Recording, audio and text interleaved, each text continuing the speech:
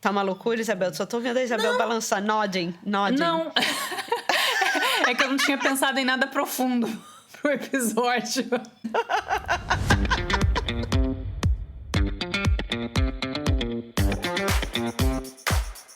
Esse é o High Low, o podcast sobre os altos e baixos da moda. O meu nome é Olivia Merchior e eu sou a Isabel Junqueira. Oi, Oli! Oi, Bel! Tô emocionada. Eu também. Tem tanto tempo que eu acho que eu nem sei mais como fazer isso aqui. Eu tava morrendo de saudade, mas também, pra quem nos acompanha, não estávamos paradas, né? Depois que a gente terminou a temporada, você fez BRFW, né? E a Brasil Immersive Fashion Week. Exatamente, que foi um sucesso. E depois engatamos, né, no nosso projeto High Low Inc. Finalmente vamos tentar ganhar algum dinheiro com esse podcast. Pelo Exatamente. Então é muito importante que vocês apoiem a gente. Mas pra quem não sabe, a gente fez uma primeira turma de um curso chamado A Potência do Processo Criativo, com o nosso querido amigo Augusto Mariotti, da FFW. O que mais? Lançamos as nossas pílulas. A gente tá nesse movimento, né? Continuamos com o nosso conteúdo da mesma forma, usando os temas de moda para falarmos sobre a experiência existencial de todos nós, nossa relação com a sociedade, com a cultura, com a história. Mas a gente fez alguns ajustes até para a gente conseguir ter uma vida mais longa para o nosso querido High Low. E um desses ajustes foi entender que os nossos episódios, eles vão ter um aspecto talvez um pouco mais abrangente, mais livre, né? Onde a gente vai poder falar mais as nossas besteiras, ter as nossas interações e tal. Mais entrevistas também. Mais entrevistas, e essa 6ª temporada tem algumas que eu tô bastante empolgada para fazer, tô achando que vão ser ótimas. E aí, nas pílulas, nós vamos ter esse lugar talvez mais organizado, né, Bel? Nas pílulas do High Low não existe a possibilidade de a gente falar assim, não deu tempo de falar isso, né? A gente se organiza, a gente ensaia. Para quem gosta do nosso conteúdo aqui no podcast, com certeza as pílulas vocês vão gostar bastante. A ideia da pílula, então, é a gente pegar talvez conceitos macro, né? Que também nos ajudam a entender os episódios e, né, nos aprofundarmos em certos conceitos, em certos temas e expandir um pouco, né? Botar a conversa, né, de uma maneira um pouco menos anárquica, mais organizada. O Memô é uma extensão das nossas referências, né? É um lugar onde a gente coloca coisas para ver, atuais, livros, filmes, citações. Em breve, não sei se eu posso falar, tô vendo aqui a Isabel. Pode. Posso falar? Tá bom. Bom, o primeiro, vocês devem saber que a primeira pílula, para quem acompanha, sabe que foi sobre arte e moda, encontros e desencontros de 2 campos criativos. E dia 10 de abril, às 10 da manhã, vai ser Moda e Mito. Adoro falar sobre mitologia. E vai ser um momento interessante para a gente sair um pouco dessa relação que geralmente a gente aprende no colégio, como mitologia sempre grego-romana, né? Falaremos da Grécia, falaremos de Roma, desses deuses, mas também falaremos de todas as outras mitologias, incluindo a indígena, a mitologia dos orixás, falaremos sobre mitologia oriental, né, indiana, mas o principal objetivo é a gente entender o que é mito, já que a moda, e aí talvez indo já aqui, migrando para o nosso assunto gente, de hoje. A Olivia já escreveu uma tese de doutorado nos nossos notes sobre mito. Eu fico espantada toda vez que eu vejo sendo atualizado. Mas, Bel, sabe o que é o mais interessante disso? Porque, por exemplo, semana passada... Essa semana, a gente está no domingo... semana passada. Eu fui remotamente para a apresentação do Première Vision. Como todo mundo sabe aqui, eu sou parte da equipe de moda do Première Vision de Paris, que é um evento têxtil para o mercado de luxo gigantesco. E depois do evento, tem uma reunião que chama Concertação, com os 27 países de diferentes partes do mundo. E eu, felizmente, há 8 anos, estou lá representando a América Latina. E é interessante porque nessa reunião, Bel, esses 27 países apresentam as suas emergências criativas. Emergente no sentido de emergir, né? Coisas que estão estão começando a acontecer, macro tendências, movimentações estéticas, essas ideias que estão surgindo ali no Zeitgeist. As tendências, elas vão sendo construídas a partir das similaridades, a partir das coincidências, né, de conceitos entre esses 27 países. Porque se o Japão, se a Espanha, se o Brasil, se os Estados Unidos, todos eles estão falando sobre coisas semelhantes, é porque aquilo tem alguma comprovação, né, de que realmente é um caminho a ser seguido. A mesma coisa com as cores, né? Muitas pessoas perguntam, como é que é criada a cartela de cor? Um monte de gente numa sala decidindo quais são as cores da temporada, aleatoriamente. Não é assim. Tem esses 27 países, no caso do Premier Vision, junto com a indústria, são pessoas que trabalham na indústria, e aí a gente leva a nossa cartela de cor, e muitas vezes é impressionante que, sei lá, eu levo um verde e é exatamente em nuance o mesmo verde que o Japão levou, é o mesmo verde que Portugal levou, é o mesmo verde que a Coreia levou. Então, é muito impressionante. Então, quanto maior a coincidência, mais forte isso se estabelece como tendência, né? De todos esses pesquisadores. Bem, dei essa volta toda para chegar ao spoiler, que ainda bem que o pessoal é gringo e não vai escutar esse podcast, porque eu não deveria falar. Mas um dos grandes temas da última concertação foi mito. Foi mito. A gente já ia falar sobre isso, né? A aula já estava decidida, a gente já estava estudando, mas cheguei lá, principalmente mito é nossa sina, né? Atualmente. Mito é nossa sina. Nosso karma. Pro bem e pro mal. Bem e pro mal. E muito que apareceu também nos desfiles, né? Mas onde que você vê isso nos desfiles? Cara, o que a gente estava conversando aqui antes de começar o podcast, por exemplo, Tom Brown, ele acabou de desfilar e ele trouxe, né? Porque mitologia, essa coisa do mito, também tem a ver com o gótico, com as bruxas, né? O lookbook dele, a apresentação dele tem muito a ver com a Wicca, de uma maneira geral. Mas eu acho que quase todos os desfiles, o Rick Owens sempre traz. O Rick Owens sempre traz, é verdade. Sempre traz. É sempre essas figuras mitológicas, né? Com cara de super-homens, super-mulheres, deuses. Não são roupas convencionais, né? Que tem uma estrutura que parece um pouco Marvel, né? Mas que também, né, se aproxima bastante do mito. Quem você acha que são os deuses, assim, da nossa época? São as celebridades, as Rihannas da vida, as Kim K's? Cara, eu acho que a gente poderia dizer que sim, mas se tem uma coisa muito interessante acontecendo hoje, é essa mudança dessa palavrinha meio démodé, chamada paradigma, mas que fala muito sobre os modelos, os padrões que a gente segue, principalmente, eu acho que na forma de pensar. E eu acho que está vivendo uma mudança desse paradigma, sabe? Uma mudança estrutural de pensamento, que a gente vai falar mais no Moda e Mito, mas eu acho que vem muito pelo esse princípio de reação à hiperracionalidade.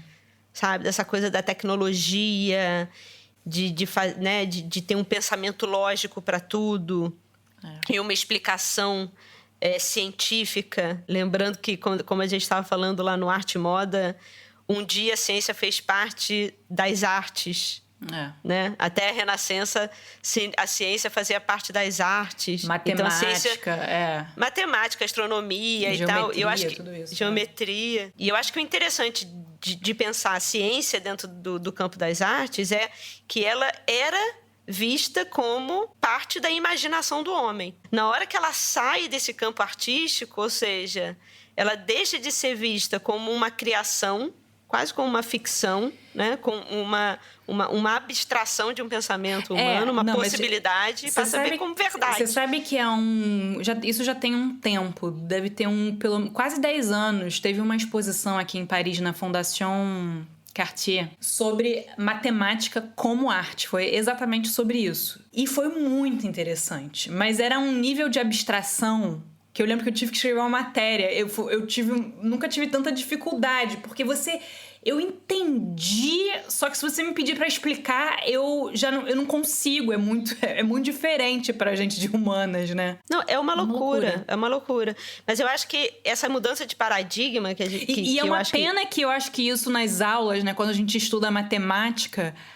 Eu, pelo menos, nunca senti isso estudando matemática, estudando... Que é uma criação, né? Que pode ter um lado de imaginação. Exatamente, que tem imaginação nisso. Se a gente for ler a ciência... E é interessante que quando a gente aproxima a ciência desse lado imaginativo, ficcional, parece que a gente está descredibilizando, né? Né? Porque a ciência se tornou um dado de verdade. Só que a gente lembra, né? A gente sabe pelo passado que pela ciência a Terra já foi plana, né? Pela ciência... Para alguns ainda né? Para alguns ainda fica a dica. Em outro tempo, a Terra era o centro do mundo. E isso era comprovado cientificamente. Os vírus não existiam, não existia porque não se podia ver. Então, tudo isso foi comprovado pela ciência. Inclusive, coisas nefastas, inclusive sobre racismo, né? Que existem livros e livros. Tamanho do crânio, né? Exatamente. Livros e livros que cientificamente, agora eu estou fazendo as aspinhas com o dedo, justificavam uma raça ser... inferior. Cara, as justificativas para mulher histérica, né? Para a raça negra ser uma raça inferior, isso a história tá cheia de comprovação científica, né? Então, entender a ciência, eu acho que a partir do iluminismo, quem estava lá na nossa aula de arte e moda, a gente falou bastante disso, mas também a gente vai falar no mito, uma aprofundada, o que é essa dissociação que no momento talvez era até necessária da Idade Média, dessa dissociação do metafísico e essa coisa do homem no centro de tudo, da racionalidade e da ciência que comprova tudo a partir do pensamento lógico. E aí esse afastamento de tudo que vinha anterior até a era medieval, até antes do cristianismo, e o que ainda acontecia e acontece em diversas outras culturas, como a indígena, como a própria oriental, né, que não tem um pensamento, né, dessa mesma maneira europeia, ela vai sendo descreditada como a ciência da natureza. O Levi Strauss, ele tem um livro chamado Mito e Símbolo, se eu não me engano. Sim. Ele fala sobre a história de uma menina, quando ele estava numa tribo indígena aqui no Brasil, e uma menina ficou doente. E ela tinha uma doença que ninguém estava entendendo o que era. Levaram ela para o hospital e a menina não melhorava. E ela estava lá com todos os cuidados médicos, racionais. E os pajés, os xamãs da tribo dela, são impossibilitados de entrar na área médica. E aí eles entraram com recurso na justiça, porque a menina... Eles falaram que eles sabiam curar a menina. Né, com as ervas deles e com os cantos, né, e com os rituais próprios. E a menina não melhorava. Se eu não me engano, ela tinha sido picada por uma cobra super venenosa. E ela estava definhando. Quando eles conseguiram entrar, o Levi Strauss diz que eles começaram os rituais, botaram as ervas na menina e a menina melhorou.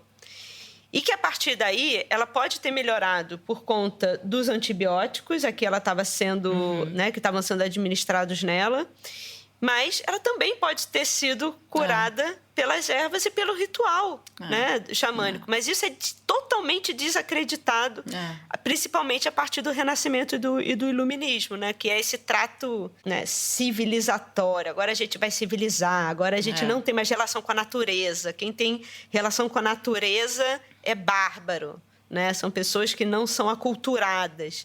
E isso acaba fazendo que a gente chegue onde a gente chegou, né? Então, é interessante quando a gente pensa isso, porque eu acho que a gente está vivendo essa mudança na moda, sabe, Bel? Me lembrou muito a coleção do Teb. Porra, que pra mim, até agora, foi a melhor. Mas a coleção... Para quem não conhece, o Teb Magugo é um sul-africano, um designer sul-africano, que a Bel conheceu pessoalmente, né, Bel? Mas muito rapidamente, né? A Olivia, ela tem mania de falar assim, Isabel conhece todo mundo, que não sei o quê, mas assim, às vezes conhecia, assim, 10 segundos, sabe? Assim, foi apresentada, e aí você já acha Já fala que eu conheço. Isso se chama merchan, Isabel. Isso se chama merchan. Quando eu conheci foi quando ele ganhou o prêmio LVMH, né? Que foi acho que em 2019, 2018, 2019.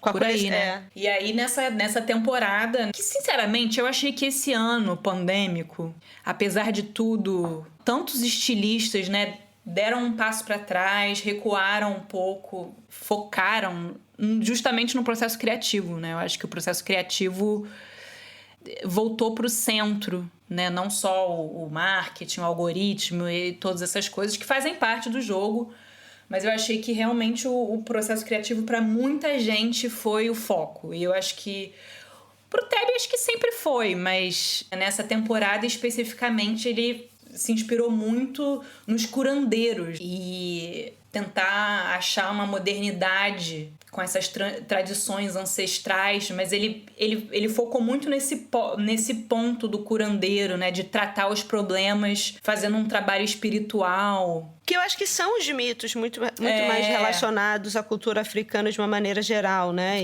E África do Sul, no caso dele. Mas eu acho que é um tipo de racionalidade...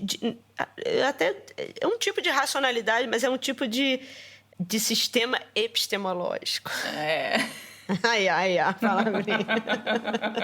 Não, mas assim, né? É como se quem são os modelos, né? Da onde vem o conhecimento, sabe? E eu acho que isso tem muito a ver com uma reação a essa coisa hiperlógica dessa cultura, que eu definiria que começou lá no Renascimento, com essa coisa do homem à frente de tudo e da ciência, né? E vai levando ao que a gente está hoje, né? Que tudo que é tido fora de um sistema muito binário de verdadeiro ou falso é desacreditado.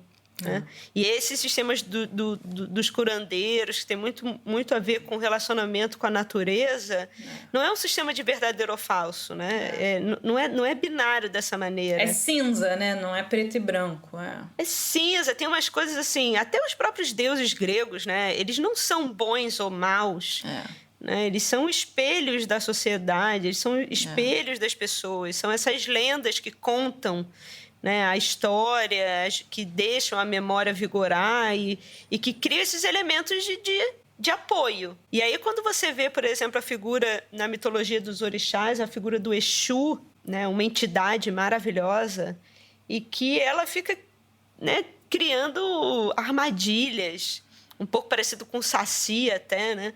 Vai criando armadilhas, assim, para as pessoas também se tocarem da vida, para elas ficarem espertas, ligadas, sabe? E eu acho que é isso que ele traz, né? Que é essa volta desse relacionamento com esse místico, mas esse místico voltado para a natureza, que é muito diferente dos místicos da igreja cristã, né? Uma das estampas ele fez com uma estilista que também é curandeira, da África do Sul, chama Noentla Kumalo. Eu acho que várias marcas trouxeram um pouco dessa mudança de paradigma, mas o mais interessante disso tudo é que, por exemplo, no Premier Vision, essa volta às origens e entender, né, esses mitos passados, que são essas lendas, essas histórias que constituíram quem nós somos hoje em dia. Quando vem de uma italiana, onde ela vai? Ela vai para o cristianismo. Ela vai para a Grécia, ela vai para Roma. E aí, a japonesa, obviamente, ela foi para os mitos dela. E no nosso caso, a gente vê como essas coisas começam a acontecer, não só nas coleções, né, mundiais, mas por exemplo, no Netflix, que a gente estava... Você me passou a série, né? Como é que chama? Cidade Invisível? Cidade Invisível, que é fantástica.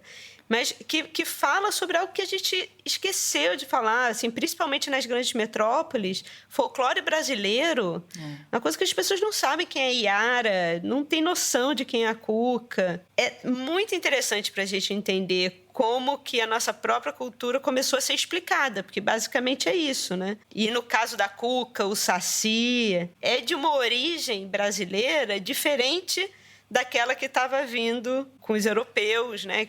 Esse poder do mito, você vê na moda brasileira agora? Você que está muito mais ligada do que eu. Bem, no Brasil eu acho que tem uma publicação que é muito bacana, que é o M-Journal da IG, eles têm, né, esse editorial, essa publicação, e eu acho que é interessante porque como tem uma vocação, né, um lado, um interesse muito maior na cultura negra, ele faz um movimento de descolamento do que dessa branquitude, né, do branco no centro de tudo, que principalmente vai reverberar no passado europeu, e vai para esse lado mais místico de uma relação, né, mais livre, assim, com esse tipo com essa construção de imagem. E no caso ali, tem um editorial que me veio à cabeça quando a gente estava falando de mitologia, que é com a Jupe do Bairro, e a Filipa Damasco, que fez a direção de arte, se eu não me engano. E a Jupe está num casulo preto, que ela parece como fosse um casulo de borboleta, sabe? E ela tá ali e flutuando com uma maquiagem meio roxa e tal. É exatamente, sabe, essa coisa bem divindade, né? Bem entidade. E essa ideia dessas construções, dessas entidades. Então, eu acho que quando você fala... Você até perguntou antes da Anitta, da Rihanna, se são essas as entidades. Eu acho que sim. Mas o mais interessante, eu acho que começou a se construir com as redes sociais é que antes essas entidades, essas lendas que ficavam na história eram construídas a partir dessa indústria cultural, agora se disseminou, né? E essa ideia de que você também pode ser uma entidade. Uma entidade. E eu acho que é uma das coisas que a moda vem incorporando de uma maneira muito positiva, de você conseguir se ver de uma maneira menos racional para sua imagem. Então, eu acho... Por exemplo, o Rafael Pavarotti, também pensando em Brasil, né? A gente estava falando dele aqui antes. Além de uma trajetória, né, desse fotógrafo paraense, para quem não conhece, que agora está fotografando campanha da Dior. Tá assim, não para. E que a gente adoraria entrevistar aqui. Vou jogar para o universo, vou manifestar, como diz a Oprah. Eu tô achando difícil, porque realmente tá num momento quente. Mas tem uma das últimas publicações que o Rafael fez no Instagram dele é da T Magazine, né, que é a revista do New York Times, de moda e de cultura do New York Times. É um editorial maravilhoso, mas fala exatamente disso, né, do ser humano não como uma força de trabalho da sociedade, né, que é também que a gente está falando lá no Arte e Moda desse ideário protestante, né? Que acontece na virada do século XIX. A pessoa digna é aquela pessoa que não se embeleza, que não é entidade, é um homem simples, trabalhador. O trabalho dignifica. E essa coisa da entidade de se montar, de ser enorme, como a Lumena diria, de ser grandão.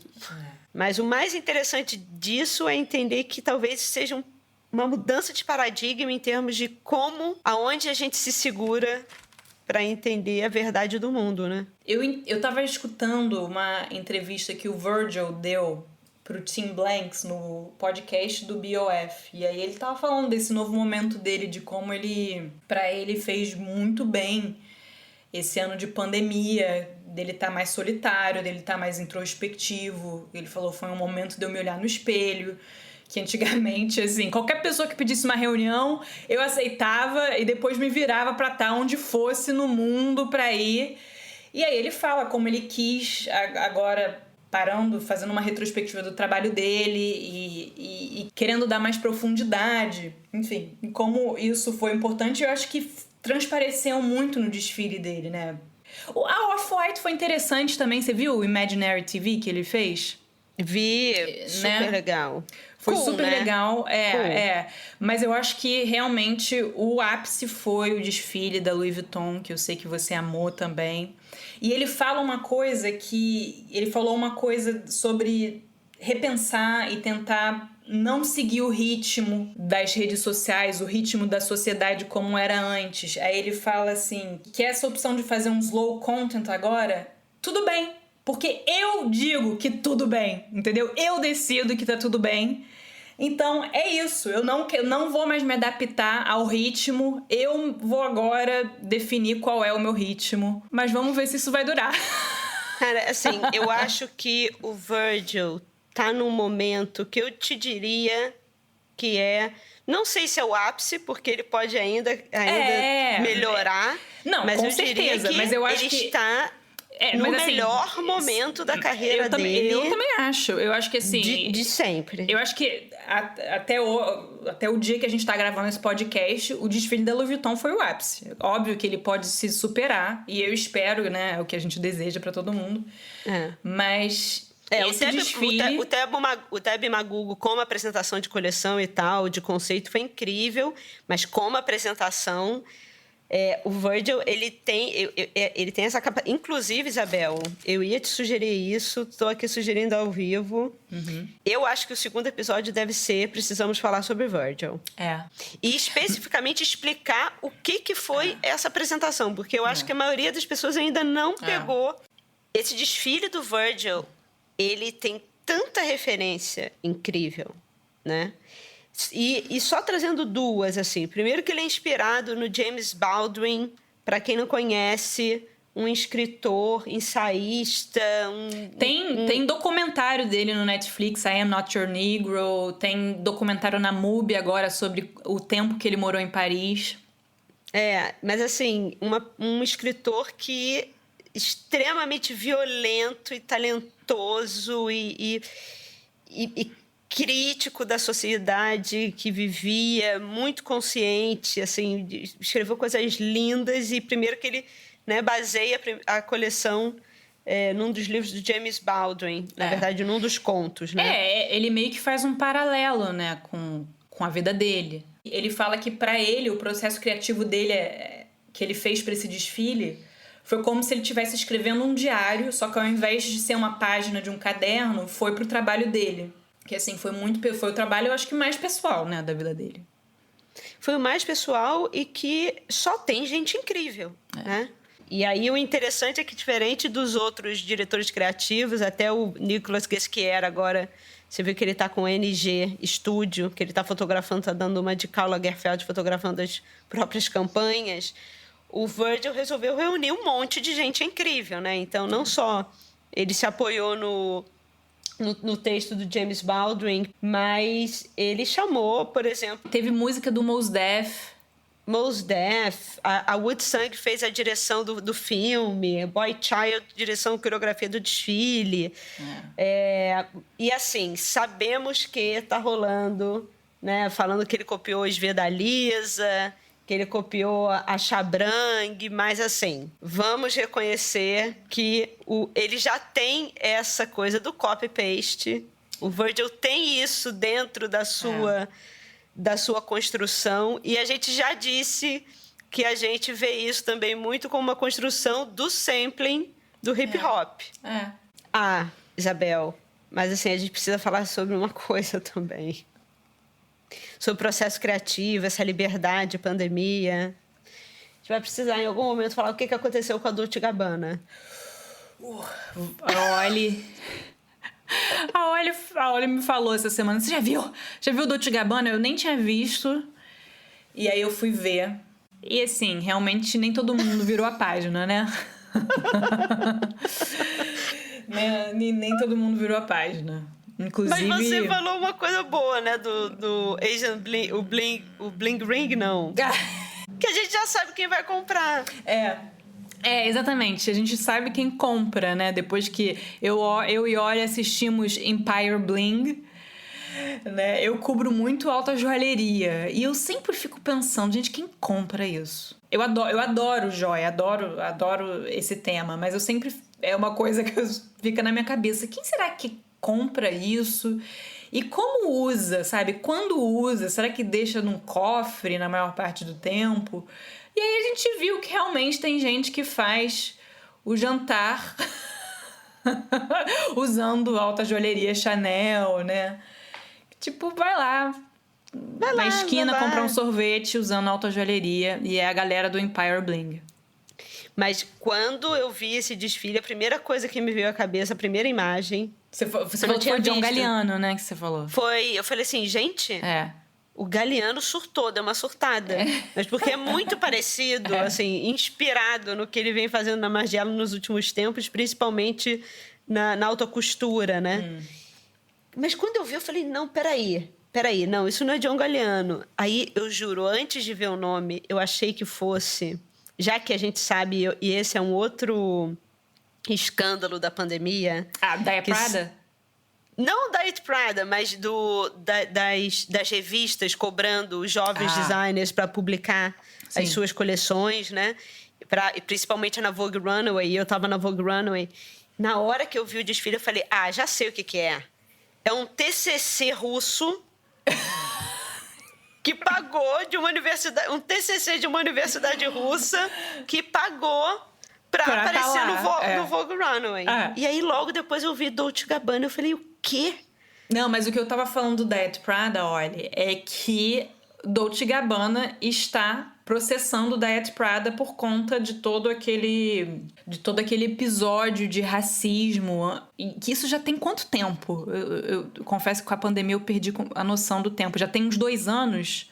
Já tem uns 2 anos. Né, quando eles iam fazer um desfile, né, na China, que acabou não acontecendo, né, se não me engano. E aí eles tinham feito uma promoção com uma modelo, né, tentando comer espaguete com hashi. Chopstick. E aí Diet Prada, né, começou um movimento falando do racismo. Não só desse episódio, porque não foi o primeiro, né? E então eles estão processando o Diet Prada. E aí depois vazaram texting, né, DMs... dos estilistas. Eu não sei se era do Domênico. Era do Stefano. Era sempre o Stefano. Que aí falando a sua cultura de emoji de merdinha sorrindo. mas o impressionante é isso, que na época, né, a gente chegou a comentar. Tem todo esse auê falando do racismo da Dolce & Gabbana com a cultura chinesa, mas no final... Empire Bling era assim, parecia sponsored by Dolce & Gabbana, né? Dolce & Gabbana, só vende Dolce & Gabbana. Só vende Dolce & Gabbana. E quando eu vi essa coleção, depois que eu vi da Dolce & Gabbana, e eu lembrei do Empire quando você falou, eu falei, faz sentido, sabe? Eu vejo aquela galera entrando na era espacial, nessa era espacial muito louca. Que parece quase uma sessão da tarde, né? Um figurante de sessão da tarde. Uma viagem espacial muito louca. Aí o figurino é esse. Mas o mais engraçado que quando você vê o desfile é porque eles jogaram o que muitas marcas jogaram também, né? Nesse novo momento, nessa Spatial Age, Space Age, de novo, que a gente está... Principalmente com a coisa das viagens da SpaceX lá do Elon Musk e tal. Mas eles jogaram na viagem espacial e eles jogaram também nesse lado gótico, medieval, Wicca, bruxa. E aí depois eles vêm com essa coisa também muito 90, gótica, dos amarrados... das meias 7/8. Cara, meia 7/8. Agora, eu vou te falar, tá? Eu tava no Recife. Cheguei lá no Recife, fui dar uma volta um dia no centro. Só tinha gótica. Só tinha gótica. Só tinha gótica. Tem a coisa do K-pop, que traz bastante dessa linha também. Mas eu acho que junto com do K-pop, saindo da juventude e indo pra alta moda... Acho que tem essa coisa dessa volta... O Valentino, super, né? Um gótico chique. Valentino fez, e eu acho que esse gótico chique que ele fez já vem daquilo que a gente estava falando, dessa volta gótica meio medieval. Arlequino é muito... Eu acho que é até mais medieval. Porque aí vem Itália... Né? Tudo que vem antes do Renascimento. E aí o que a gente estava falando antes, essa hiperracionalidade da época do Renascimento foi ótima. Por quê? Porque esse misticismo cristão já tinha se tornado poder político. Já estava totalmente corrompido. Papas, os sacerdotes, todos eram homens de política. Ninguém mais tinha esse relacionamento. Riquíssimo. A igreja tinha virado um pote de dinheiro. E aí vem esse racionalismo, né, para falar assim, olha, galera... Essa galera que tá roubando, não tem a ver com Deus. Deus não tá aí. né? Deus não está no lugar... As pessoas tinham que pagar as próprias covas. Até hoje a gente tem que pagar a própria cova, né? Mas tinha que pagar para as igrejas para ter um lugar no céu. Se você não fosse enterrado perto da igreja, né? Quanto mais próximo da igreja, mais você ia para o céu. Tem todo um real estate aí, né? Tem todo um real estate. E eu tava falando pra Olha, né, antes da gravação, que eu fui fazer uma caminhada num cemitério, né, do Père Lachaise. E lá você vê total real estate, né, da galera que faz uns templos, né, monumentos. Mas eu vou te falar, essa coisa da morte do cemitério... Isso, para mim, também é bem emblemático dessa mudança de paradigma que a gente está tendo. Porque essa morte institucionalizada pela igreja cristã... E, gente, nada contra a igreja cristã, não, tá? De novo, adoramos lendas e mitos, adoramos essas explicações. A gente é contra charlatão e picareta, né? Que tem todas as religiões também. Isso também não é exclusividade do cristianismo, mas... essa coisa do enterrar... que vem muito da igreja cristã, né, e que acaba se institucionalizando na maioria dos países com essa ida do cristianismo na colonização, né, de você ter que dar cruz, ser enterrado e tal. A gente tem um episódio do Moda e Eternidade que é maravilhoso, que fala de diversas outras formas de você se relacionar com a morte, que são muito mais interessantes, inclusive a Wicca demais, inclusive. Primeiro que muda esse conceito do... Tô usando todos os conceitos aqui, ó, do hype, né? Mas esse conceito do patriarcado, né? Porque a Wicca, ela é matriarcal. Né? Então ela já vai para um outro tipo de pensamento, tem essa coisa, né, da bruxa, mas que as bruxas são essas figuras que lidam com a natureza, que sabem fazer... São poções, sim, né? São remédios, são alucinógenos, sim, são poções de cura, sim, são, né? E essa coisa do alucinógeno que faz bem também, que é necessário, que o indígena tem muito na ayahuasca. Inclusive, quando a gente entrevistou o Ney Mato Grosso, ele falava que tomava uma vez por semana, né? Só para ele dar uma aterrada. Eu estou abrindo aqui, Bel, vendo o Vogue Runaway, né? Só para dar uma olhada nas primeiras imagens assim, que eles foram escolhendo geral. E aí tem uma linha aqui, principalmente italiana, né? Max Mara, Fendi, Alberta Ferretti... É tudo nessa linha dark. A Marni, eu amei, dos italianos. Lindo, né? Lindo. Sempre, né? Ele pintou tudo de preto e aí depois ele botou no jardim da casa dele, eu acho, pro sol. Ele botou flores em cima das roupas e deixou lá pro sol bater e ver o que ia acontecendo. Ele trabalhou muito com tingimento natural antigo, sabe? Que você tinge, aí depois você tinge de novo. E que apesar desse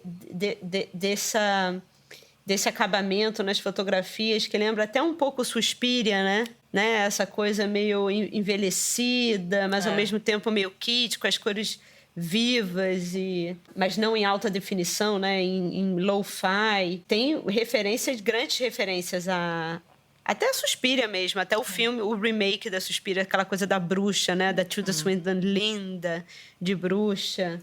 E o que eu acho interessante nesse desfile da Marni, eu também vi se repetindo em outros desfiles, é a história quase das peças de roupa como lenda também. Então tem essas bolsas gigantescas.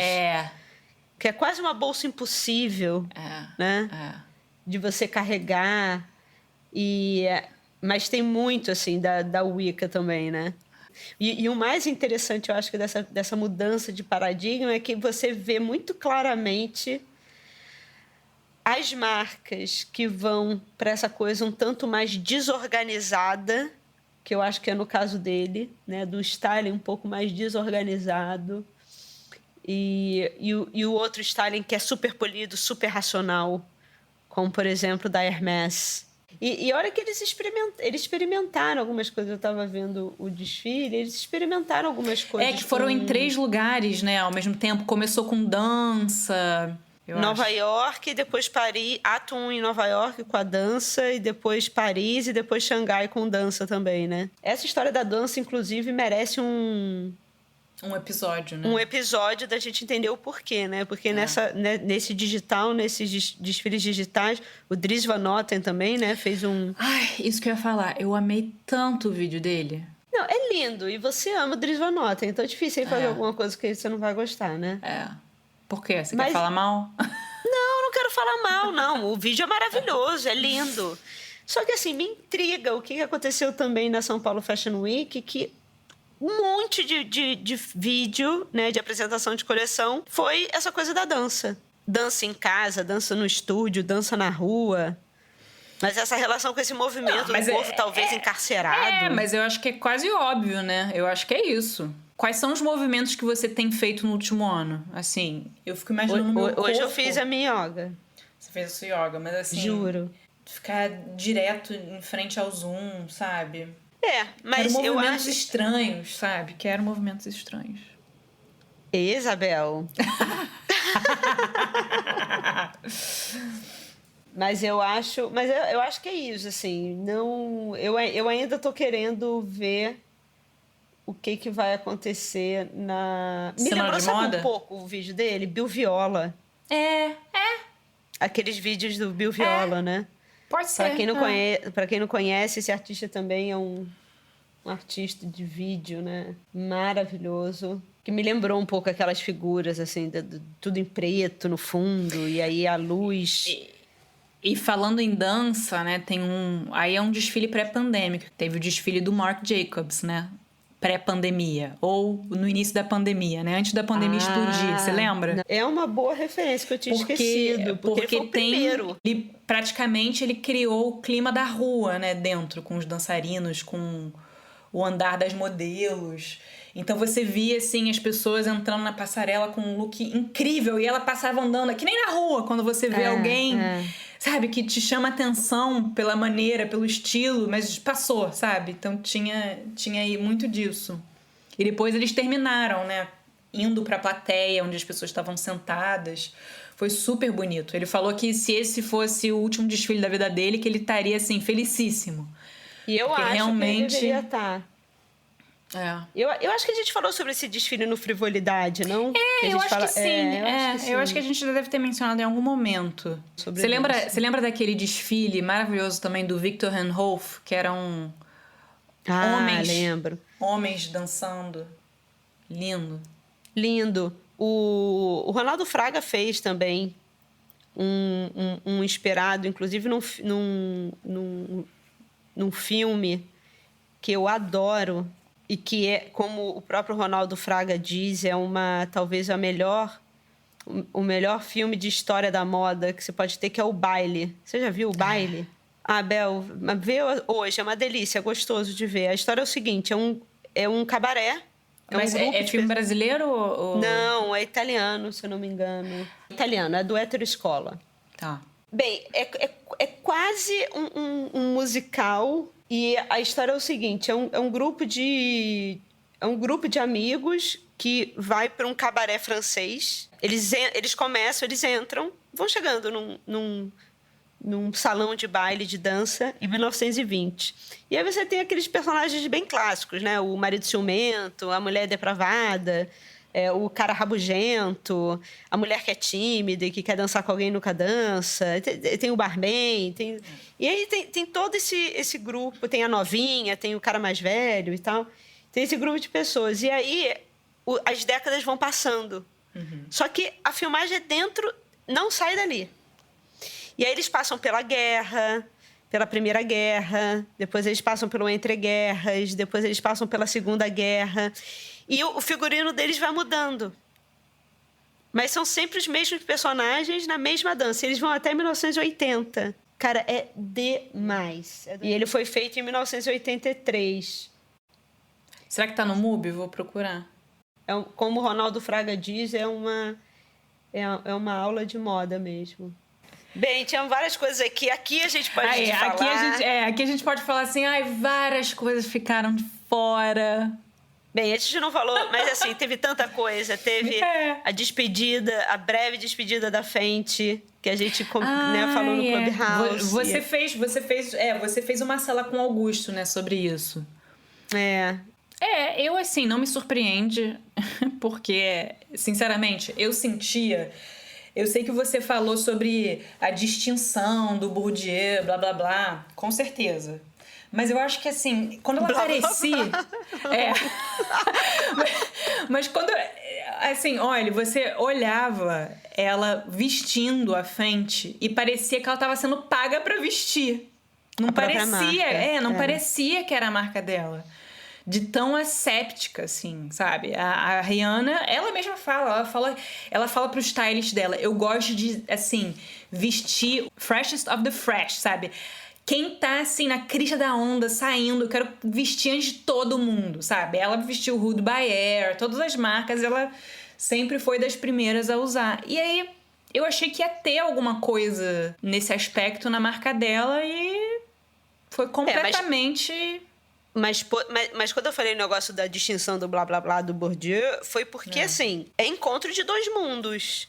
E que é um pouco complicado, porque ela poderia, talvez, se ela tivesse a liberdade toda que ela quisesse, ela poderia ter dado até de um outro episódio que vai ter nessa temporada, né, do Balenciaga, e criar uma estufa de novos talentos. Então, ela poderia criar dentro da maison dela o freshest of the fresh ali dentro, sabe? E fazer Mas não, eu acho que deu um clash com uma visão muito corporativista ali do mercado de luxo, da LVMH, que opera de uma certa maneira e tem os seus CEOs, né, que até o Augusto falou, que eles começaram a incorporar um monte de gente de outras áreas que não tem a ver com moda, né? Era o quê? Danone?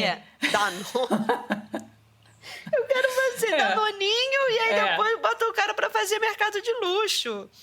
Né? Então, é isso que é distinção blá, blá, blá. Que, assim, para mim, são também lugares diferentes, né?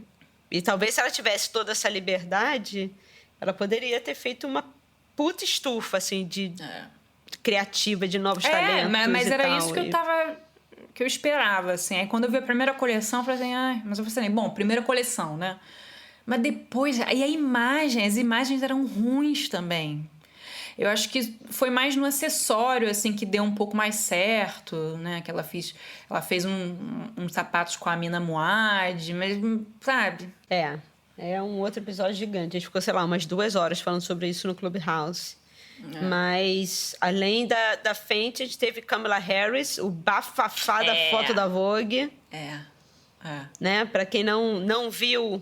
acompanhe, né? Vai procurar o que aconteceu nessa primeira vice-presidente americana negra. E aí botaram ela super casual, né? De Converse, de All-Star na capa. E calça skinny preta, camiseta. E aí a galera foi à loucura. Então, mas uma coisa que eu não entendi até hoje é que... Qual foi o combinado? Porque falaram que foi ela que fez o styling, né? Foi isso?